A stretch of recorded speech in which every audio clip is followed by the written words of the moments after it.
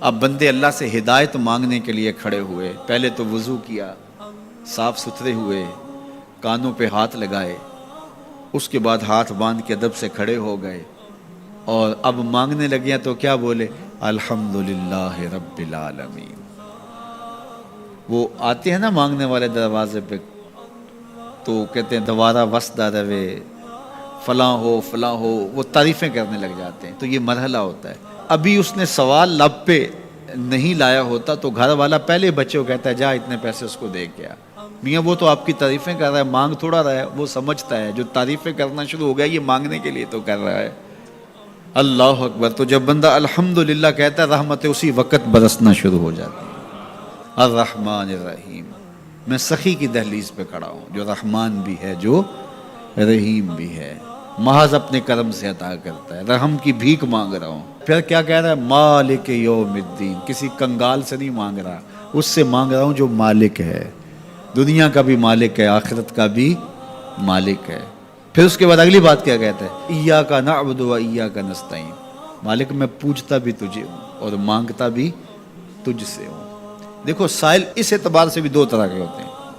ایک سائل وہ ہوتا ہے جو بائی پاس پہ اترتا ہے، ایک کے گھر کے سامنے جاتا ہے، یہی طریقہ صحیح مانگنے کا، لیکن جاتا ہے کہ گھر کے سامنے ہے، تعریفیں کرتا ہے، اور مالک خانہ کو پتہ ہوتا ہے کہ یہ ہمسایہ سے بھی مانگ کے آیا ہے، میرے گھر سے بھی مانگ رہا ہے، اگلے گھر سے بھی مانگنا ہے، تو وہ اسے تھوڑا سا آٹا دے دیتا ہے، 1 روپیہ دے دیتا ہے۔ اس کو پتہ ہے اس نے پورا گاؤں مانگنا ہے، آدھا گاؤں مانگ آیا ہے، آدھا گاؤں اس نے ابھی مانگنا ہے، تو سارے 1 روپے دیتے ہیں۔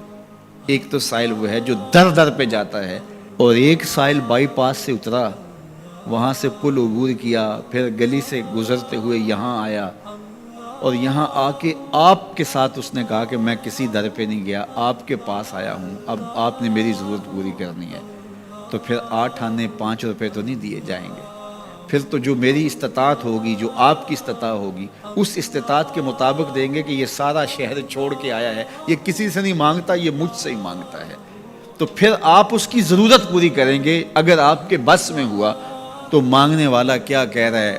ایاک نعبد، یہ پیشانی کہیں اور نہیں جھکتی، و ایاک نستعین، یہ جھولی کسی اور چوکھٹ پہ پھیلتی نہیں۔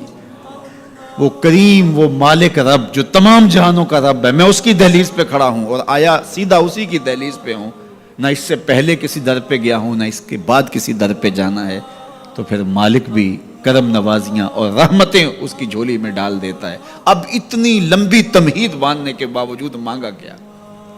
ذرا غور کیجئے، یہ وہ ہے جو ہم ہر روز ہر نماز کی ہر رکعت میں مانگتے ہیں، اور مانگنے کا طریقہ کتنا خوبصورت ہے، اور مانگنے والے یوں ہی مانگا کرتے ہیں۔ پہلے جس سے مانگنا اس کی تعریفیں کرتے ہیں۔ آپ نے مانگنے والوں کو دیکھا ہو جو سلیقے سے مانگتے ہیں، تیرے بچے وسدے رہیں، تیری جد آباد رہے، تیرا خاندان آباد رہے، وہ مانگتے ہیں اس طرح، پہلے تعریفیں کرتے ہیں، پھر کہتے ہیں تیری فیکٹریاں چلتی رہیں، تیرے جو ہے تیری جائیداد بڑھتی رہے، تو وہ اس کے خزانوں کا ذکر کرتے ہیں، اور پھر کہتے ہیں کہ یہ فقیر نمانہ تیری چوکھٹ پہ آیا ہے، اس کی ضرورتیں تو پوری کر دے۔ اب بندہ بھی اللہ کے حضور جب حاضر ہوتا ہے تو مانگنے کا سلیقہ کیا ہے؟ سب سے پہلے کہتا ہے الحمدللہ رب العالمین۔ میں کسی کنگال کی چوکھٹ پہ نہیں آیا، تمام جہانوں کے پالن ہار کی چوکھٹ پہ آیا ہوں۔ اسی کی تعریفیں، اختیاری بھی غیر اختیاری بھی، واسطے کے ساتھ بھی بلا واسطے کے ساتھ بھی، اسی کی خوبی ہیں، سارے اسی کے کمال ہیں، وصف سارے اسی کے ہیں۔ پھر اس کے بعد کہتا ہے الرحمن الرحیم، وہ رحمان بھی ہے وہ رحیم بھی ہے۔ پھر اس کے بعد کہتا ہے مالک یوم الدین، وہ دنیا کا ہی مالک نہیں، آخرت کا بھی مالک ہے، یوم حساب کا بھی مالک ہے۔ پھر اس کے بعد اپنی وفاداری جتلاتے ہوئے کہتا ہے ایاک نعبد و ایاک نستعین، مالک سارا جہاں بس رہا ہے، میں نے کسی سے نہیں مانگا، میں نے جھولی تیری چوکھٹ پہ پھیلائی ہے، میری پیشانی تیرے حضور جھکتی ہے، یہ پیشانی کسی اور کے حضور کبھی نہیں جھکی نہ جھکے گی۔ یہ سب عرض کرنے کے بعد پھر مانگتا کیا؟